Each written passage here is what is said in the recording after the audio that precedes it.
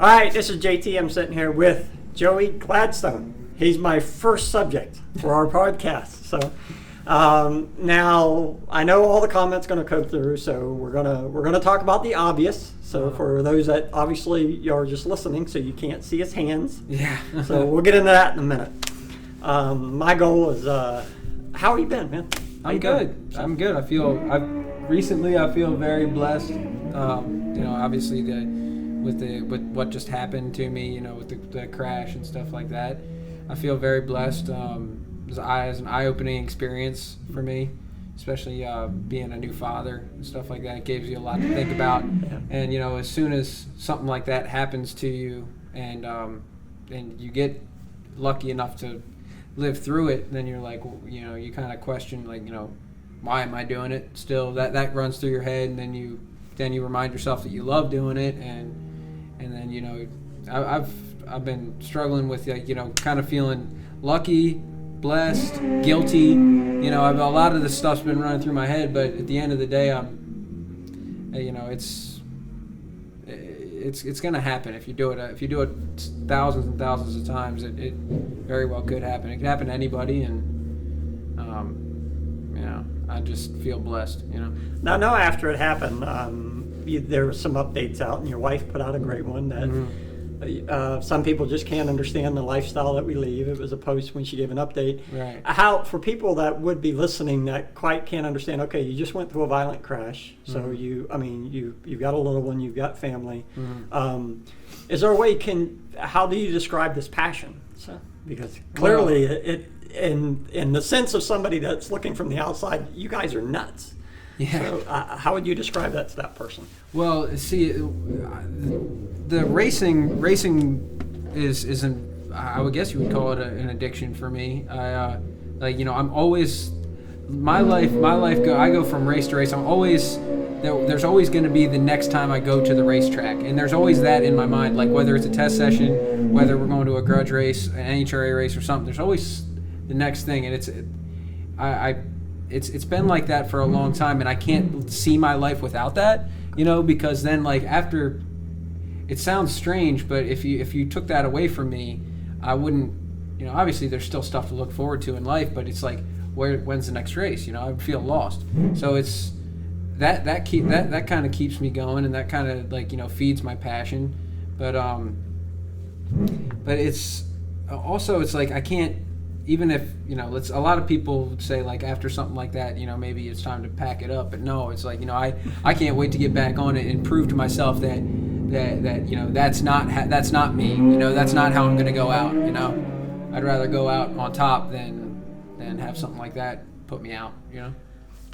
Now, again, this is April 22nd. Okay, so the people that are listening, this is April 27th. When did this crash occur? The 8th. The 8th. Yeah. So not that long ago. So I was surprised to see you out here. So yeah. And of course my first thought is, how you doing? Yeah. And obviously we were talking with Demi and them down there, and you're doing well. Where do you go from here? So Atlanta. I go to Atlanta. I got to give it a shot. I feel right now. I know it sounds crazy, but I feel healthy. My range of motion's coming back. But the reason why we opted to do surgery on my collarbone was for a faster recovery. Okay. The broken ribs and the shoulder blade. There's nothing you can do. You can't cast it. Can't do anything. They don't. I'm not feeling the pain from them right now. Growing the skin back is the hardest part, and that's still. I still got a couple more weeks on some of this stuff, but actually every day I feel better, and honestly it's because of my wife. My wife has been so amazing with getting me healthy and taking care of me. I mean, we have a 7-month-old that she already takes care of. She's a superhero with our 7-month-old, and then she's taking care of me too, and she's making sure that all my wounds stay clean, that I'm healing as fast as possible, and that I'm getting all my vitamins and stuff like that. Staying hydrated. She's biggest reason why I'm healing as fast as I am. She's an amazing woman.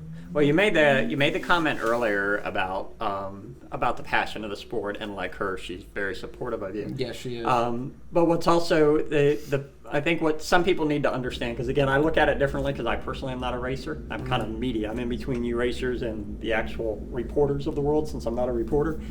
But you make a comment about the passion and the love of the sport, and I think what people fail to understand is the family aspect that goes in here, such as when we had a conversation earlier, so I want to bring it up now to help people understand that, like when Corey steps up to help, it isn't just his wife helping him and then other people, but I mean, this is truly family. I mean, it is. It is. We spend so much time together as a race team that we spend more time together than with our immediate family.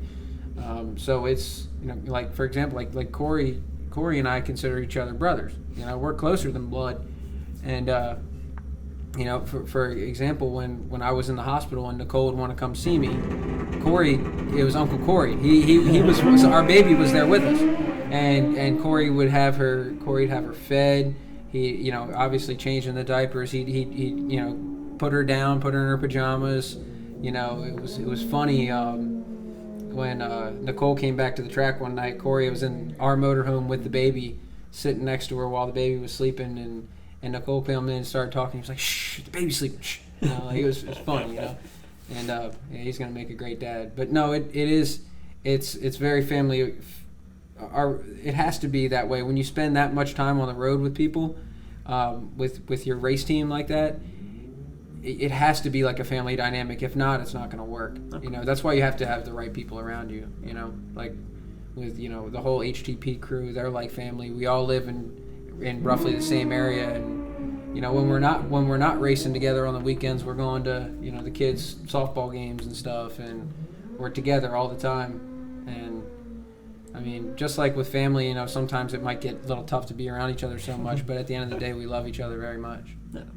Yeah, brothers and sisters don't always get along, but they love each other so much they get past it. But we do have each other's backs, that's for sure. And when somebody needs help in our crew, the rest of us step up for sure. And I'm very grateful for what they did for me. Now, obviously, I've been watching you a long time, and we're going to recap a little bit so everybody knows who Joey Gladstone is, where he comes from. I know when I started, it's the DME 13. Early 13 when Terrence started, and then later on. Most of it was out here at Maryland, which if y'all hear bikes in the background, they're out there testing. So really where I got to know you was here years ago. Tell everybody where you started from. So when did it begin for you, drag racing? Well, it started when I was 16. My dad drag race cars here and there when I was growing up, and I love going to the track. I was always looking for, like I just told you before, always looking for the next race. I was always knew, like, all right, in 2 months we're going to be at the track, and we're going to have this race weekend. It's going to be awesome. We're going to stay in a hotel. It's going to be me and my dad. It's going to be so much fun, and I that's where I developed a passion, for drag racing. And then, so when it came time for me to start drag racing, I was very small in stature. I was, maybe 100 pounds, when I was coming of age to be able to drag race. And the pieces had fallen in place. I'd ridden dirt bikes for a few years. We were like, all right, well, let's try motorcycle drag racing, because I was small, I was good at riding motorcycles, and it just seemed like the right thing to do. So we started with a junkyard motorcycle, went to the local track, made sure I liked it, and then we went back the final years of AMA. What was AMA Pro Star, it was AMA drag bike when I got into it in 2007 or 8. We bought a GSXR 1000 and raced it in Super Sport and had some success in that. Then we, years after that, we put a turbo on that bike and started racing Real Street, and we started going fast on that. And that I'm paraphrasing, there's a lot that goes on in between those years, but with the Real Street bike, I got noticed by Dimmy, and Dimmy and Andy changed my drag racing career completely. When they put me on their Pro Street bike, they got obviously their state-of-the-art stuff, and they always have been. But it was 2012 when I started riding for them, And that's when my career really went from just like kind of, just average to just kind of went straight up. We won every championship that we could win. We won every year for like 5 years straight. And I owe them a huge, debt of gratitude for what they did for me. And but anyway, so I ran with DME for a long time and raced Pro Street year after year. And I rode a couple different bikes like Tink Tink for Dimmy and some of his grudge bikes I would ride for him. And then towards the end of the relationship, I got a call to go up to Pro Stock from a guy named Joe Riccardi, and I did 4 races while I was still racing Pro Stock. I'm Pro Street. I did 4 races that year to see if I was any good at it, and then the next year he committed to a full season. So that's when I stopped racing Pro Street and I went full on to Pro Stock. The year after that, we were with the Underdolls. We leased a bike from the Underdolls. The year after that, I was with Corey. I'd already become best friends with Corey before that. And then I started riding with Corey full time. And the rest is history. Now it's been like 3 years now that I've been with Corey and the Whiteleys. So that's how it all took place. That's the whole journey. That's a great, and obviously you're young enough. You're just getting started. Well, you got a lot of racing left in you. I don't know. After that wreck, I think I'm just gonna stick to Pro Stock. And if I can get some race wins and a championship accomplished, I don't know how much longer I'll need to do it. But I'll always be involved in it. Now, from let's say your real street bike, then we'll go Pro Street and then Pro Stock to help people understand the difference. Horsepower-wise, what are the situational differences? So if you're trying to explain Pro Stock to somebody, Pro Stock motorcycle compared to Pro Street, so how would you describe it? So, because a lot of people say, well, Pro Street, Pro Stock motorcycle, they're only doing 200 miles an hour. Pro Street is doing 230. Mm-hmm. They said, well, why would you go do something that's doing 200 miles an hour? So can you help those people understand that? Yeah, I've got a pretty good thing. That I've described this to people before. So the way I describe it is Pro Street and like the no wheelie bar stuff, like especially the turbo stuff. It's almost like riding a bull. It's crazy. It's they can twist up. They can make upwards of, some of these guys are claiming. I mean, nobody puts them on the dyno, but some of these guys are claiming 750 horsepower. That they're pushing. So it's like riding a bull, whereas Pro Stock is more like a ballet. It's a finesse game. You can knock a tenth or 2/10 off of a Pro Stock bike just by riding it wrong. The smallest little details. The way that when you let go of that clutch, if your body's not in a certain position, to where if your chassis is set up to where if you're a lunge rider, if you're like a surge rider, and you don't surge correctly, it's gonna wad the tire up and you're gonna knock numbers off. So you have to Pro Stock, if you want to go Matt Smith numbers and Angel numbers and Eddie Krawick numbers and Andrew Hines numbers, you got to ride them perfect. You have to extract everything out of those motorcycles. So it's like a ballet. It's hard. You got to do it right, but when you do it right, it's very rewarding. Like in Gainesville, I think I went a 78 on my new bike, and those are the kind of passes where it's rewarding because you feel at one with the bike. You leave, your body is on time with the motorcycle, and everything falls into place and it feels really good. But those, so you're asking about horsepower. Pro Stock bikes make 400 horsepower. That's the goal for a Pro Stock team. They want to make 400 plus. If you make 400, you're doing good. If you're making over 400, you're doing really good. Like Matt's making over 400, going 200 the way he is. He's making big power. And same with Vance and Hines V twins when they were out there. I'm sure they were making over 400. But 400 is for that. And then Pro Street, like I said, there's guys, I don't know the exact number, but there's guys that claim anywhere from 650 to 800 horsepower. It's crazy. You see some YouTube thumbnails and it's like 850 horsepower Hayabusa. It's like, do you really know? Unless you put it on an engine dyno or something like that, or if you're crazy enough to do it on a wheel dyno.